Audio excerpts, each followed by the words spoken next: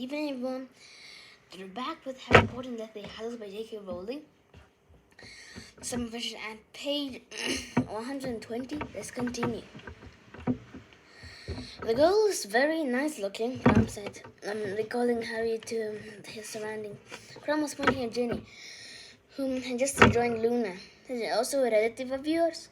Yes, said Harry suddenly irritated, and she's seeing someone's jealous type. Big bloke. You wouldn't want to cross him. Crum grunted. What? He said, draining his gulpet and getting to his feet. Is this point of being an international Quidditch player if all the good-looking girls are taken? And he strode off, leaving Harry to take a sandwich from a passing waiter and make his way around the edge of the crowded dance floor. He wanted to find Ron to tell him garbage, but Ron was dancing with Hermione out in the middle of the floor. Harry leaned against one of the golden pillars and watched Ginny, who was now dancing with Fred and George's friend, Lee Jordan, trying not to feel resentful about the promise he had given Ron. He had never been to a wedding before, so he could not judge how visiting celebrations different from Muggle ones. So he was pretty sure that the matter would not involve a wedding cake shaped with two model phoenixes took flight when the cake was cut, or bottles of champagne that floated unsupported from the crowd. As evening drew in, moths began to swoop under the canopy, now lit with floating golden lanterns. The revelry became more and more uncontained. Fred and George had long since disappeared into the darkness with a pair of those cousins, Charlie, Hagrid, and squad wizards in the purple pork pie. Fred was singing, "Oh, Doe, the hero," in a corner. Wandering through the crowd as to escape a drunken uncle of Ron's, who seemed unsure whether or not Harry was his son.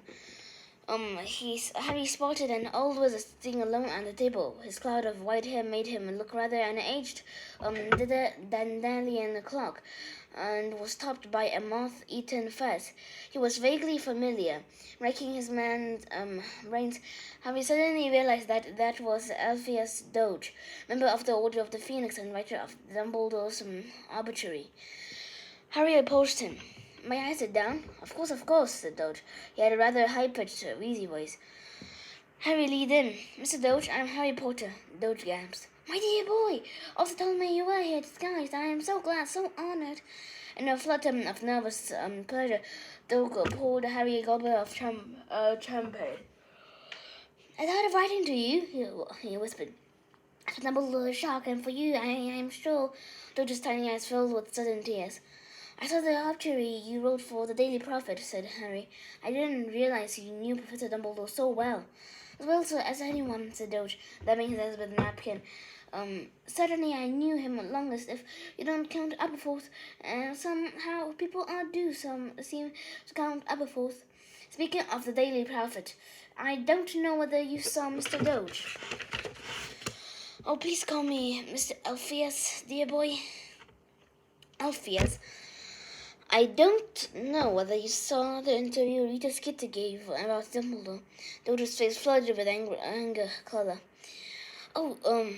Oh yes, Harry, I saw it. That woman, or vulture, might be a more accurate term, positively persuaded me to talk to her. I am ashamed to say that I became rather rude, called her an inferning trout, which same that resulted, as you may have seen, an absurd cast upon my sanity.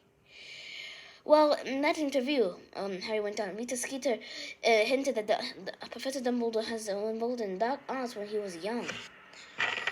"Don't believe a word of it," said Doge at once. "Not a word, Harry.